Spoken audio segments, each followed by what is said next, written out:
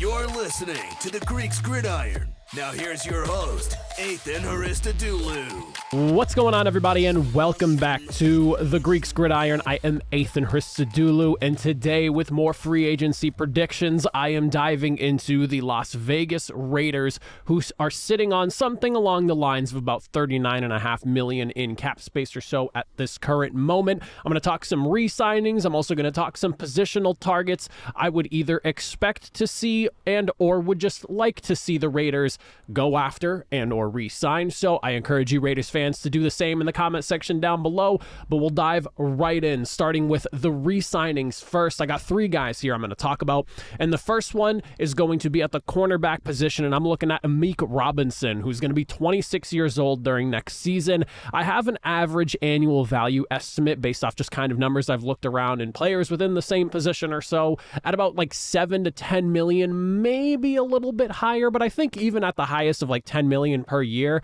would be a solid number for him to be at, considering the way the market for cornerback is going to excel. I would say in the next couple of seasons, with guys like Patrick Surtain and Sauce Gardner probably going to reset the cornerback market a bit, I do think that that number is not terrible to have him locked up at. As far as his numbers go for 2023, we're looking at a couple of interceptions, 6 pass breakups, a completion percentage at 59%, 3 touchdowns allowed. He had a sack, he had a forced fumble. He did a really good job, I would say, this past season. A 4th round pick in 2020. Robinson's the type of guy that, you bring in the later rounds and he develops into a really solid talent here. And I think this is one of those guys that, being a homegrown talent who has shown steady progression, he's definitely worth keeping around. Their defense was 12th in passing yards per game last season, tied for 10th in the NFL as far as passing touchdowns are concerned allowed. And I will say that the best ability is always availability. Having played all 34 games in the last 2 seasons of a possible 34 games, I think if you lock him up something along the lines of like a 3-year deal or so, again, in that 7 to 10 million range, it might get a little bit higher than that for a guy that has, again, come in, progressed year over year, and he's been readily available for you the last 2 seasons. You can't ask for much more from a 4th round selection, whether he winds up starting more games or if he just ends up being a really good depth piece at the cornerback spot. Amik Robinson, I do think, should be a Las Vegas Raider for the foreseeable future. Next, I'm going to look at someone that I would argue is probably highly coveted by some teams with the need at the same position, and that's going to be center Andre James. He's going to be 26 years old next season, and I know for a fact there's a fair amount of people who have this guy circled on their board as a free agent target for their team, as center is not necessarily the most stable position in the NFL right now.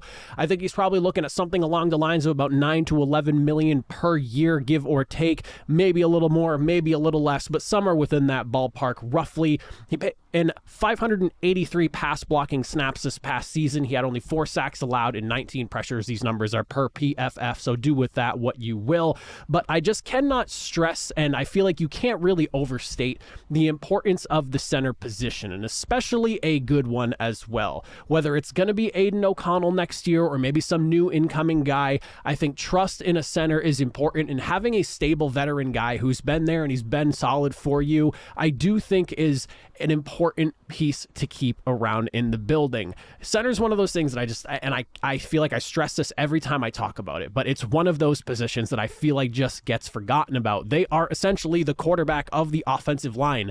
They get all the information. They set up the protections based off what the quarterback's barking out. And they are a key piece. They're the first person to touch the football on every single down when it comes to the sport of football. You cannot overstate him. On a 3-4 year deal within that 9 to 11 million range, I think that AAV is going to put him somewhere along the lines of like 7th to 8th or so in that ballpark amongst all centers, which I think is a really good deal for a guy who I don't know if I'd necessarily say is an elite center, but a guy that I do think the Raiders could trust in having for the foreseeable future along that O-line.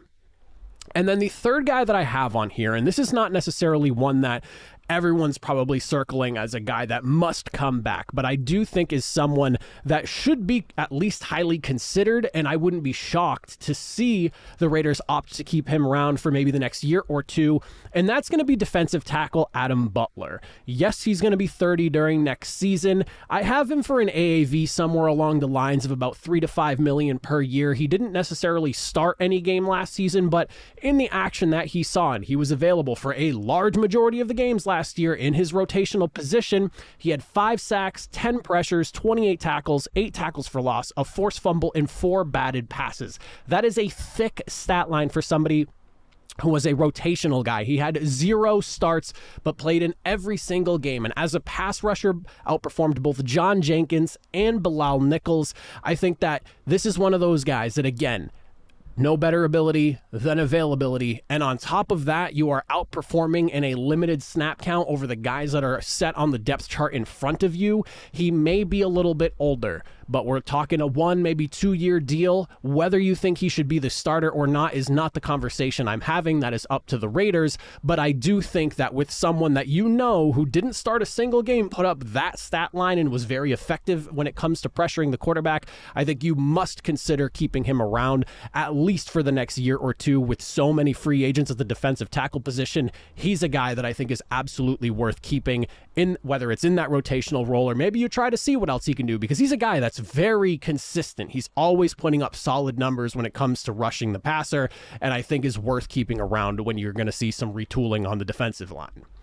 Now, outside of the re-signings and into the positional targets, we'll take a look at 3 different positions I have highlighted here. And the first one, and I'm very excited to hear what all you Raiders fans have to say about this, because I'm sure it's going to be a big talking point this offseason, and that's going to be the running back position. After an offseason standoff last year with Josh Jacobs over monetary compensation, it might just be time to finally see the split between Josh Jacobs and the Raiders. Averaging only 3.5 yards per carry with 6 touchdowns and 1,101 total yards this past season, I am assuming, based off of what happened last year, that Josh Jacobs would like to get as much money as possible. And with a robust free agent market at running back, he is going to be one of the guys that sits amongst the top of the list of available guys should he get in there. And I do think he's probably going to want to be able to test the waters here. And again, the reluctance to pay Josh Jacobs last year leads me to believe that there's a possibility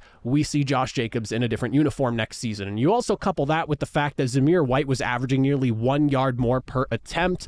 I think looking at the free agent pool to establish more of a running back committee rather than having a singular running back that's supposed to be your focus but getting outperformed by the guys behind him, you may want to consider something like that. You have a guy like Derrick Henry who's looking to compete, although he's probably looking for a championship contender. But then there's also guys like Saquon Barkley, Austin Eckler, DeAndre Swift, Tony Pollard. I mean, the list goes on. Even some of the guys that aren't necessarily the upper echelon of guys, but even like the next step down. There is a litany of running backs that are set to potentially be available this offseason. So I do think that the Raiders, at the very least, should be weighing what their options are going into this free agency period. The next thing I'm going to look at here, and rather than a specific position, we're just going to talk a whole singular side of the offensive line, and I'm talking the right side of the offensive line. You have your right tackle and your right guard, both starters, set to hit free agency this offseason. I prioritized re-signing your center in the re-signings here, so I do think there's a possibility that there is going to be some restructuring along the right side of the offensive line. And with the way the offensive line is looking as far as free agency is concerned this year, I do think that there is potential to maybe make some changes if you weren't happy with some things. Obviously, with Antonio Pierce locking up the head coaching job, I'm sure with his staff coming in, there's probably going to see we're going to see some changes over there in Las Vegas. So with that in mind, I think free agency will aid in addressing some of those changes here. I don't necessarily think that going into free agency with just the idea that we are going to build our offensive line through free agency is going to be the plan. I expect to see some draft capital from the Raiders as well going towards the right side of the offensive line. And when I look at the market, right tackle, not necessarily the deepest. There are some notable names that you could look at here, so I could see the Raiders maybe do something with that. But if you're not keeping Jermaine, I mean, you're looking at maybe depth guys at best and then drafting a right tackle. That's what I would have to guess, and that's if we're letting the right tackle walk. As far as right guard is concerned, the guard market in general is a lot deeper than the right tackle market is specifically. So if you decide to let Greg Van Roten go, if that's what they're weighing right now, there are plenty of guys that you could really consider bringing in that would either be a starter and or a depth piece. There's a lot more flexibility as far as availability is concerned with the free agent market. We just saw Cody Whitehair get released from the Chicago Bears literally yesterday. So there is a lot of starting quality and a lot of depth in the guard availability of the free agent class this year. So definitely stuff I expect to see here right side of the O-line potentially going to look either vastly different or at least somewhat different going into next season. And then the last thing I'm going to mention here, and we already talked about this position a little bit in the re-signings as well, but I'm going to double down on it here because, like I had mentioned, at defensive tackle, I think Adam Butler outperforming both of your starting defensive tackles, at least in terms of rushing the passer. This is something that probably needs to be addressed either in the draft, in free agency, or maybe even a little bit of both. I think there could be some retooling done on the interior of the defensive line. John Jenkins is not getting any younger, and I wouldn't be shocked to see Bilal Nichols allowed to test the free agent market here. I don't think his numbers really lit the world on fire this past season, so I wouldn't be shocked to see them allow him to go into free agency. And if, they think they can come up with a good deal and match whatever offers go out there, I could see a potential re-signing, but I also wouldn't be shocked to see him allowed to walk. When you're in the bottom third of the NFL, when it comes to defending the run, it just feels like we're going to see some retooling, especially on the inside of that D-line with starting quality free agents like DJ Reader, Grover Stewart, Sheldon Rankins, Javon Kinlaw, and Quentin Jefferson. You got some pretty good potential as far as starters are concerned on the interior of the D-line, and even some of those guys that are pushing close to 30 or are within that 30 range. It feels like the lifespan of defensive tackles in the NFL extends far into their 30s as opposed to some of the lighter, smaller skill positions like corner and wide receiver.